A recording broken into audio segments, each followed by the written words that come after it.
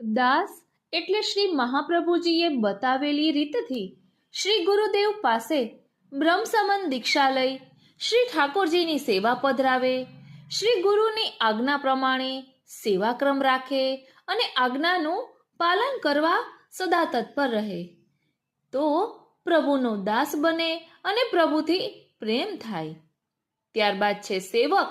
દાસત્વની પરિપાટી જો પાકી થાય ને તો પ્રભુમાં સ્નેહ ઉત્પન્ન થાય અને જેમ સ્નેહ ઉત્તરોત્તર વધતો જાય તેમ પ્રભુના સુખનો વિચાર કરે અને પ્રભુની સેવા ચિત્ત પરોવી કરે ત્યારે શ્રેષ્ઠ સેવક બને. ત્યારબાદ છે ભગવદીય. ભગવદીય એટલે આમ કરતા દાસ અને સેવક બનાય તો શ્રી પ્રભુમાં આસક્તિ થાય. શ્રી ઠાકોરજી વિના રહી ના શકાય. સદા ચિત્ત પ્રભુમાં જ બન્યું રહે તો પ્રભુ કૃપા કરીને સાક્ષાત અનુભવ કરીને વાતો કરાવે, વાતો કરે, માંગીને આરોગે, ખેલે. એટલે વૈષ્ણવમાં ભગવદીયપણું ક્રમે ક્રમે આવે. ભગવાનના ગુણો જેવા ઐશ્વર્ય, શ્રી, યશ, જ્ઞાન જેવા ઉત્તમ ગુણો તેનામાં આવે. શક્તિ અને સામર્થ્ય પ્રવેશે એટલે ભગવદીય બનાય. ત્યારબાદ છે તાદ્રશી.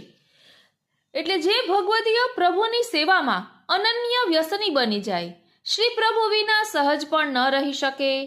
જેવા ગજ્જન ધાવન વૈષ્ણવ થઈ ગયા, જેમની પર સદા શ્રી નવનીતપ્રિયાજી સદા પ્રસન્ન રહેતા, પ્રભુની લીલાનો સાક્ષાત અનુભવ થાય, જેમને માનસી પણ સિદ્ધ થઈ હોય, જેના વિના પ્રભુ એક પણ ક્ષણ રહી શકતા ના હોય, એવા ભક્તને તાદ્રશી કહેવાય.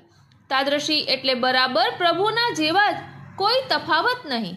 આ એક ભક્તની ઊંચી કોટી કહેવાય. આવા ઉત્તમ કોટીના લક્ષણ ગીતાજીમાં 32 લક્ષણો દર્શાવ્યા છે અને શ્રી ગોકુલનાથજીએ પણ 32 લક્ષણો વૈષ્ણવના દર્શાવ્યા છે. જય શ્રી કૃષ્ણ.